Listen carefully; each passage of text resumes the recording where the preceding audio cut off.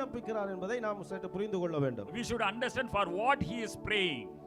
சபைக்கு பாருங்க, தேவன் கொடுத்திருக்கிறதை அறிவது மாத்திரமல்ல, அதை குறித்த வெளிச்சம் உண்டாகும்படி ஜெபிக்கிறார். What has been given to the church, that alone, not alone, what the light given, he is talking about that. இயேசுவை மரித்தோரிலிருந்து எழுப்பின அதே வல்லமையோடு நம்முடைய வாழ்க்கை இணைக்கப்பட்டிருக்கிறது என்கிறதை குறித்ததான பிரகாசமுள்ள மனக்கண்கள் நமக்கு உண்டாகும்படி அவர் ஜெபிக்கிறார். He is praying the power which resurrected our Father Jesus, that should be with us.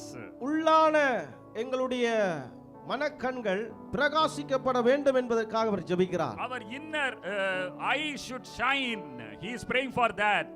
அந்த உள்ளான வெளிச்சத்தின் மூலமாகத்தான் தேவன் எங்களுக்கு என்ன கொடுத்திருக்கிறார் என்பதை குறித்த ஒரு மாபெரும் அறிவை நாம் புரிந்து கொள்ள முடியும். Because of that light only I will be able to know what my Father Jesus has given to me. ஆகையினாலே அப்போஸ்தலனாகிய பவுலுடைய ஜெபங்களை பாருங்கள். அவர் சபைக்காக ஜெபிக்கிற பொழுது சபையை அவர் ஆசீர்வதிப்பதை குறித்தும் அவருடைய சரீர பலவீனங்களை குறித்தும் அவர் அங்கே குறிப்பிட்ட அந்த விண்ணப்பங்களை செய்யவில்லை.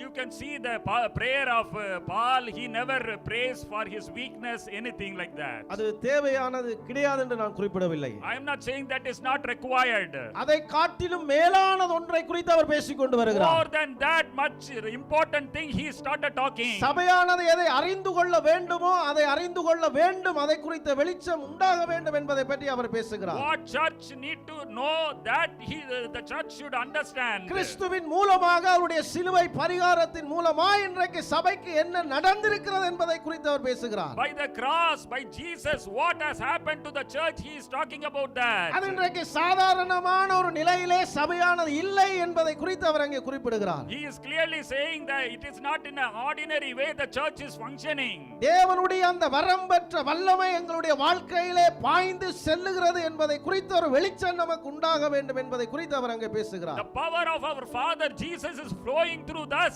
That kind of thing we should understand. He is talking about that.